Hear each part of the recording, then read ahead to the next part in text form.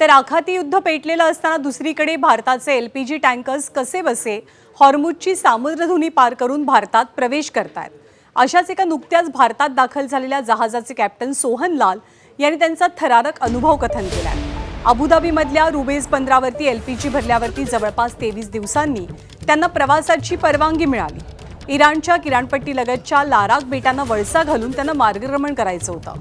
पाणसुरुंगांनी भरलेला मार्ग आणि आकाशातून सुरू असलेले इराण आणि अमेरिकेचे क्षेपणास्त्र हल्ले अशा बिकट परिस्थितीतनं कशी वाट काढली याचा अंगावर काटा आणणारी कहाणी त्यांनी कथन केली आहे।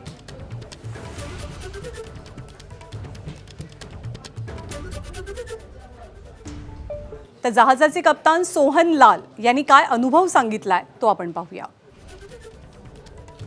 सोहन लाल यांनी सांगितल्याप्रमाणे 28 फेब्रुवारीला अबुधाबी जवळच्या रुबेज बंदरावर भारतीय टँकर पाईन गॅसनं एलपीजी भरला आणि युद्ध सुरू झाल्यामुळे 11 मार्चपर्यंत रुबेजमध्ये थांबण्याचे त्यांना आदेश मिळाले। दरम्यान खलाशांनी आकाशातनं उडणारी क्षेपणास्त्र पाहिली आणि बॉम्ब हल्ले होताना सुद्धा पाहिले। 27 मार्चला IRG कडनं या जहाजाला भारताकडे मार्गक्रमण करण्याची परवानगी मिळाली। हॉर्मुझच्या सामुद्रधुनीतल्या मार्गानं न जाता इराणच्या किनारपट्टीलगतच्या लाराक बेटांना वळसा घालण्याचे त्यांना आदेश दिले गेले। लाराक बेटाला वळसा घालून जाण्याचा मार्ग हा अपरिचित होता आणि तो इराणच्या पाणसुरुंगांनी भरलेला होता।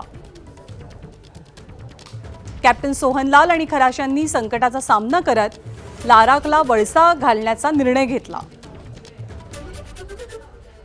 पाणसुरुंगांनी भरलेला मार्ग आणि क्षेपणास्त्र हल्ल्याचा असलेला धोका असून सुद्धा त्यांनी सुरक्षितपणे हा मार्ग पार केला। ओमानच्या आखातात पोहोचल्यावरती भारतीय नौदलानं या जहाजाला साथ दिली।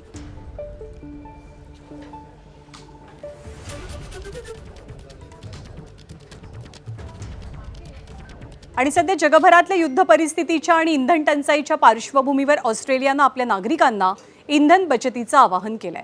या अंतर्गत प्रवासासाठी सार्वजनिक वाहनांचा वापर करण्याचं आवाहन केलं जात आहे। ऑस्ट्रेलियाचे पंतप्रधान एंथनी अल्बानीज यांनी देशवासियांना संबोधताना संयमानं परिस्थिती हाताळण्यास सांगितलंय।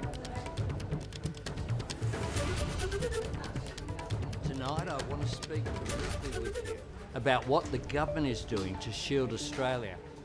तर जगात पेटलेल्या युद्धाच्या भडक्यात आता ब्रिटननं थेट उडी घेतली आहे। इंग्लंड आखाती युद्धामध्ये 1000 सैन्य मैदानामध्ये उतरवणार असल्याची माहिती आहे। इंग्लंडचे संरक्षण मंत्री जॉन हिली यांनी याची माहिती दिली आहे। या मिशन अंतर्गत कतारला जेट विमानं पाठवणार असल्याचंही स्पष्ट करण्यात आलंय। सौदी अरेबिया, बहारीन आणि कुवेतला इंग्लंड ड्रोन आणि क्षेपणास्त्र विरोधी यंत्रणा पुरवणार आहे।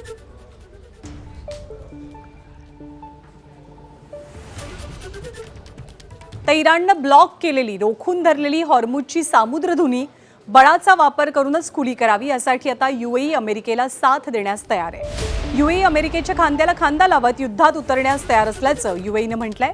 संयुक्त राष्ट्रांच्या सुरक्षा परिषदेनं या संदर्भात अधिकृत कारवाईची मान्यता देण्याची वाट UAE सध्या पाहत आहे। हॉर्मुझची सामुद्रधुनी खुली राहावी यासाठी UAE, अमेरिका, नाटो राष्ट्र आणि काही आशियाई देशांसह संयुक्त कृती दल स्थापण्याची मागणी करत आहे।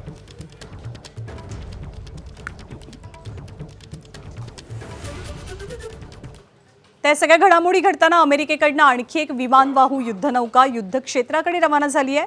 US जॉर्ज बुश नावाची विमानवाहू युद्धनौका आखाताकडे निघाली आहे। US जॉर्ज बुश ही कॅरियर स्ट्राईक ग्रुपमधली एक महत्त्वाची युद्धनौका आहे। पण ही युद्धनौका रवाना झाल्यामुळे अमेरिका आता इराणवरती जवळून हल्ले करण्याची शक्यता सुद्धा वाढली आहे।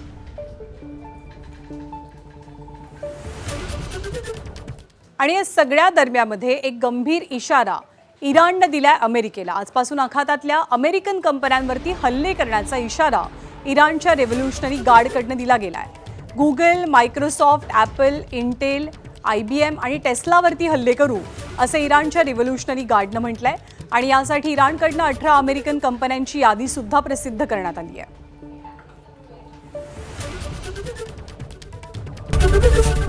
एबीपी माझा, उघडा डोळे बघा नीट। आहे